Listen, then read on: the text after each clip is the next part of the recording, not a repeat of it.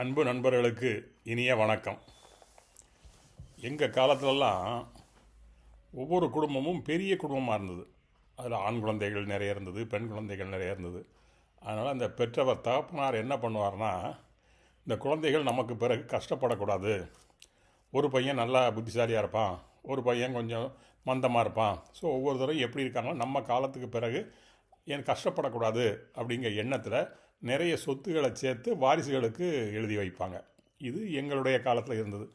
நாளடைவில் என்னாச்சுன்னா, அந்த நம்ம கூட்டு வாழ்க்கையாக இருந்தது பிரிஞ்சு பிரிஞ்சு தனி குடித்தனமாக போய் இப்போ எல்லாருமே தனி குடித்தனமாக ஆரம்பிச்சிட்டாங்க.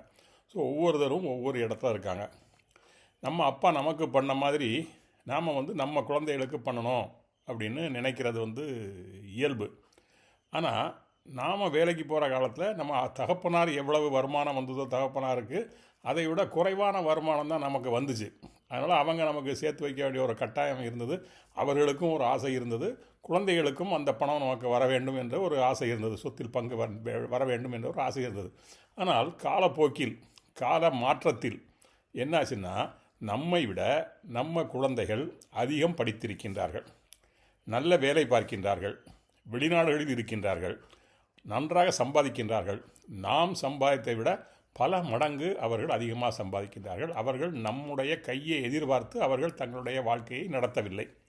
அப்படி தான் இப்போதைய நிலைமை இருக்கிறது. அதனால் இப்போ உள்ள காலத்தில் தந்தை தன்னுடைய குழந்தைகளுக்கு சொத்தை சேர்க்க வேண்டும் என்று நினைத்தாலும் அந்த குழந்தைகள் என்ன சொல்லணும்னா, நீங்கள் உங்கள் கையில் இருக்க பணத்தை வச்சு நீங்கள் வாழ்க்கையை அனுபவிங்க, எங்களுக்கு நீங்கள்லாம் ஒன்றும் சேர்த்து தர வேண்டாம், நீங்கள் சேர்த்து வச்சு அப்படி கொடுக்குற பணம் எங்களுக்கு அது எந்தவித தாக்கத்தையும் ஏற்படுத்தாது. ஏன்னா எங்கள் செலவுக்கு ஒரு மாத செலவுக்கே நீங்கள் கொடுக்க சொத்துலாம் அந்த இதெல்லாம் கிடையாது. வேண்டாம், நீங்கள் உங்கள் வாழ்க்கை அனுபவிங்க. நாங்கள் சிறுவராக இருந்த காலத்தில் எங்களை வளர்ப்பதற்காக நீங்கள் அதிகம் கஷ்டப்பட்டிருக்கீர்கள், எந்த சுகத்தையும் நீங்கள் அனுபவிக்கவில்லை. எனவே இப்பொழுது நாங்கள் நன்றாக இருக்கிறோம், நீங்கள் உங்களது வாழ்க்கையை நீங்கள் அமைத்துக் கொள்ளுங்கள். உங்களுக்கு பணம் தேவை என்றால் நாங்கள் அனுப்பி தருகின்றோம், நீங்கள் வசதியாக வாழுங்கள், எண்ணம் போல் வாழுங்கள், முன்பு செய்ய முடியாதாலும் இப்போது செய்ய ஆசைப்படுங்கள் அப்படின்னு அவங்க சொல்கிறாங்க. ஆனால் எங்கள் ஊரில் என் சேக்காளி மாடசாமின்னு ஒருவையாக இருக்கான். அவன் என்ன சொல்லலாம், எங்கள் ஐயா தான் எனக்கு சொத்துலாம் ஒன்றும் சேர்த்து வச்சு போல, ஆனால் நான் என் பையனுக்கு அப்படி செய்யாமல் நான் விட மாட்டேன் அப்படின்னு சொல்லுவாங்க. ஏன்னா அவனுக்கு ஒரே ஒரு பையன், அவன் எங்கே இருக்கான்னா யூஎஸில் இருக்கான். அவனுக்காக நான் சேர்த்து வைக்கேன்னு சொல்லி இங்கே கொஞ்சம் இடங்கள்லாம் வாங்கி போட்டுட்டு வீடுகள் வயல்களை வாங்கி போட்டுட்ருக்கான். அந்த பையன் எனக்கு ஒரு நாள் ஃபோன் பண்ணான், மாமா உங்கள் சேக்காளி பண்ணுதை பாருங்க மாமா, அங்கே சொத்தை வாங்கி போடுதா இங்கே வாங்கி போடுறதுன்னு குறைஞ்ச அளவில் வாங்கி போடுதாரு, நாங்கள்லாம் அங்கே திரும்பி வருமா என்னென்னு எங்களுக்கே தெரியாது. அதனால் இவங்க என்னென்ன அசட்ஸ்னு நினச்சி இவங்க சேர்க்காங்களோ அது பூரா எங்களுக்கு ஒரு லயபிலிட்டியாக தான் இருக்குது, எங்களுக்கு ஒரு சுமையாகத்தான் இருக்கும்.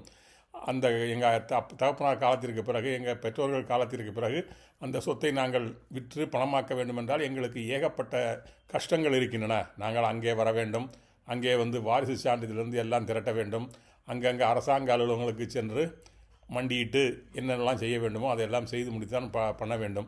நாங்கள் இங்கிருந்து அங்கு வருவது என்பது அவ்வளவு எளிதல்ல. எனவே எங்கள் அப்பாட்ட சொல்லி ஒன்றும் சேர்க்க வேண்டாம், அவங்களையே நல்லா அனுபவிக்க சொல்லுங்கன்னு சொல்லுங்கள். அவர் உங்கள் சேக்காளில்ல, நீங்கள் சொன்னால் கட்டாயம் சேர்ப்பார், கட்டாயம் செவி கொடுத்து கேட்பார். ஆனால் நீங்கள் அவங்ககிட்ட சொல்லி எங்களுக்காகலாம் சொத்து ஒன்றும் சேர்க்க வேண்டாம், நல்லா அனுபவிங்க அப்படின்னு நீங்கள் சொல்லுங்கள் மாமா அப்படின்னு அவன் என்கிட்ட சொன்னான். நான் இப்போ சரிப்பா அப்படின்னு சொல்லி மாடசாமிகிட்ட எப்படி பேச்ச ஆரம்பிக்கேன்ருக்கேன். பாருங்கள், நாமெல்லாம் அசட்ஸ்னு நினைக்கிறது இந்த தலைமுறைகளுக்கு பெரிய லயபிலிட்டியாக தெரிகின்றது, பெரிய பாரமாக தெரிகின்றது. இந்த கால மாற்றத்தில் இதை உணர்ந்து நாம் அனைவரும் செயல்பட வேண்டும். நன்றி, வணக்கம்.